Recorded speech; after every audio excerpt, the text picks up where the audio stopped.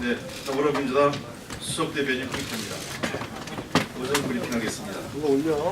남북미 실무 협상을 통해 2차 북미 정상회담이 계획대로 개최되어 한반도 평화와 비핵화에 큰 진전을 이루어내길 바란다.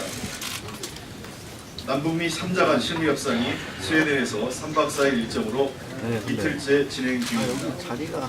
이번 실무 협상을 통해 지난 북미 고위부회담에서 합의된 2차 북미 정상회담이 차질 없이 개최되기를 기대합니다.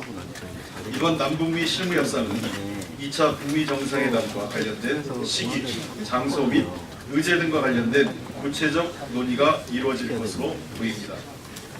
또한 이번 실무회담에서는 한국 측 이도훈 평화교섭 본부장도 함께 참석하여 사실상 남북미 3자 간 협의로 진행되고 있습니다. 한국 대표단은 북미 간 원활한 양자 협상을 견인하고 생산적이고 진전된 결과를 도출할 수 있는 소통 창구이자 한반도 평화를 위한 중재자로서의 역할을 수행할 것으로 보입니다. 따라서 그 역할과 책임이 막중하며 잘 해낼 것으로 기대합니다.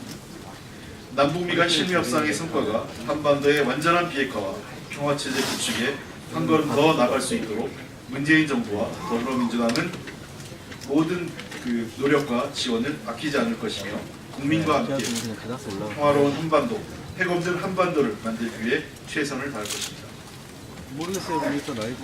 사법부는 사법농단의 최종 책임자인 양승태 전 대법원장의 구속 여부가 국민의 신뢰 회복의 마지막 기회라는 점을 명심해야 할 것입니다. 사법농단의 최종 책임자로 지목된 양승태 전 대법원장의 구속 여부를 결정할 영장 전담 판사와 영장 실질 심사 일정이 오늘 결정됩니다. 사법부는 국민의 신뢰 회복의 마지막 기회라는 점을 명심해야 할 것입니다. 그동안 사법농단 사태 이후 검찰의 압수수색, 구속영장 청구를 납득하기 어려운 이유로 기각했던 법원의 판단에 제19 감싸기라는 비판이 빗발쳤습니다.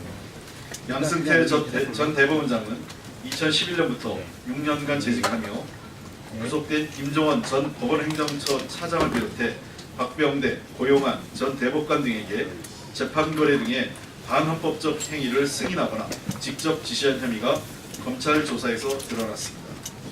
일제 강제동원 민사소송 재판 거래를 비롯한 통합진보당 지휘 확인 소송 개입, 사법부 블랙리스트 작성, 공보관실 운영비 명목의 비자금 조성 등 범죄 혐의만 40여 가지에 이르고 있습니다.